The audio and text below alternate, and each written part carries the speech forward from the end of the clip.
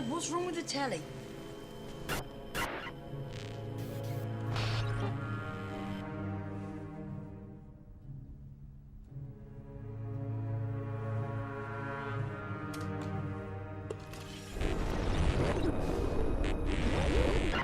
Good evening, London. Allow me first to apologize for this. The emergency channel!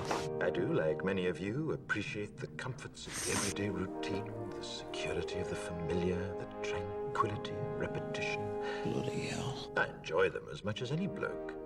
But in the spirit of commemoration, Who's that, Mum? whereby those important events of the past, usually associated with someone's death or the end of some awful bloody struggle, are celebrated with a nice holiday, I thought we could mark this November the 5th, a day that is sadly no longer remembered, by taking some time out of our daily lives to sit down and have a little chat. There are, of course, those who do not want us to speak. Let me think, just let me I think. suspect even now, orders are being shouted into telephones, and men with guns will soon be on their way. It's Chancellor Sutler. Damn it! Why? Because while the truncheon may be used in lieu of conversation, words will always retain their power.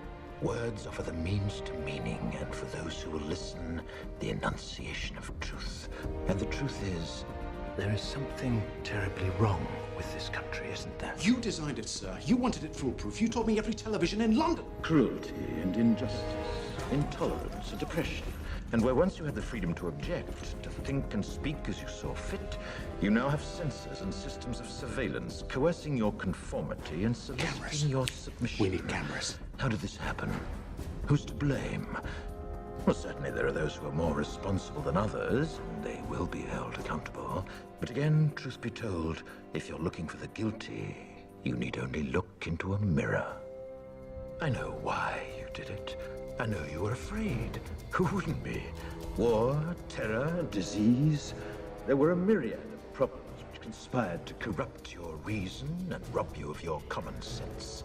Fear got the best of you, and in your panic you turned to the now High Chancellor Adam Sutler. He promised you order, he promised you peace, and all he demanded in return was your silent, obedient consent. Inspector, you're almost through. Last night, I sought to end that silence. Last night, I destroyed the Old Bailey to remind this country of what it has forgotten. More than 400 years ago, a great citizen wished to embed the 5th of November forever in our memory. His hope was to remind the world that fairness, justice, and freedom are more than words. They are perspectives. So if you've seen nothing, if the crimes of this government remain unknown to you, then I would suggest that you allow the 5th of November to pass unmarked. But if you see what I see, if you feel as I feel, and if you would seek as I seek, then I ask you to stand beside me 1 year from tonight, outside the gates of Parliament. And together we shall give them a 5th of November that shall never, ever be forgotten.